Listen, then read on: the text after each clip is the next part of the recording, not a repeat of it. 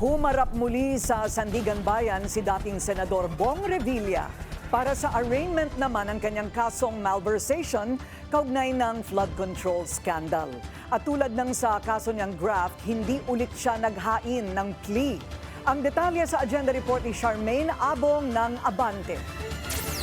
Tumangging maghain ng plea sa kasong malversation sa Sandigan Bayan si dating Senador Ramon Bong Revilla Jr. kaugnay sa umano'y 92.8 million pesos ghost flood control project sa Pandi, Bulacan. Dahil dito, otomatikong nagpasok ng not guilty plea ang 3rd Division ng Anti-Graft Court para kay Revilla. Naghain naman ang not guilty plea ang kapwa-akusado ni Revilla na si Juanito Mendoza, ang dating accountant ng DPWH Bulacan 1st District Office. Matatanda ang noong February 9, tumanggi rin si Revilla na magbigay ng plea sa hiwalay na kasong graft na dininig naman ng 4th Division ng Sandigan Bayan, kaugnay pa rin ng nasabing proyekto. Itinakda ng korte ang preliminary marking of evidence sa February 23 hanggang 27 at ang pre-trial sa March 6. Inaatasan din na magkabilang panig na magsumite ng joint stipulation bago ang pre-trial. Nag-waive si Revilla ng kanyang pagdalo sa preliminary conference pero inaasahang haharap ito sa pre-trial.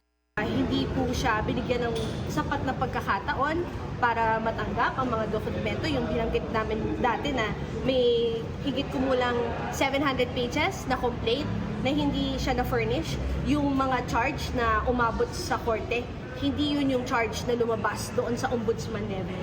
Kaya humihingi siya ng pagkakataon na harapin itong mga charges na ito na hindi pinasagot sa kanya dati. Pinagbigyan ng Sandigan Bayan 3rd Division ang hirit ng kampo ni Revilla na magsagawa ng reinvestigation ang Office of the Ombudsman sa kaso nitong malversation. Sa desisyon ng korte, pinayagan ang motion para sa leave of court na inihain ng kampo ni Revilla gayon din ni Mendoza.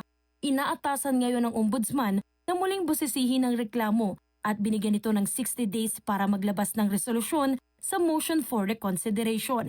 Ayon sa Office of the Ombudsman, wala naman itong nakikitang inconsistency sa isinagawang investigasyon kaugnay ng questionableng proyekto sa Pandi, Bulacan. Dagdag ni Assistant Ombudsman Miko Clavano, kumpiyansa sila sa mga naging aksyon ng tanggapan.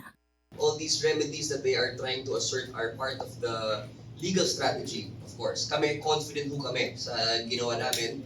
Pinasagot ho namin siya. We gave them all the opportunities to raise their defenses. And to us, yun po yung due process. Hindi po namin alam kung ano definition nila.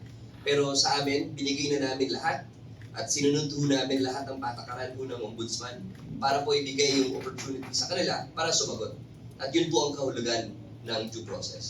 Samantala, balak din ng kampo ni Revilla na maghain ng petition for bail bago mag-February 20.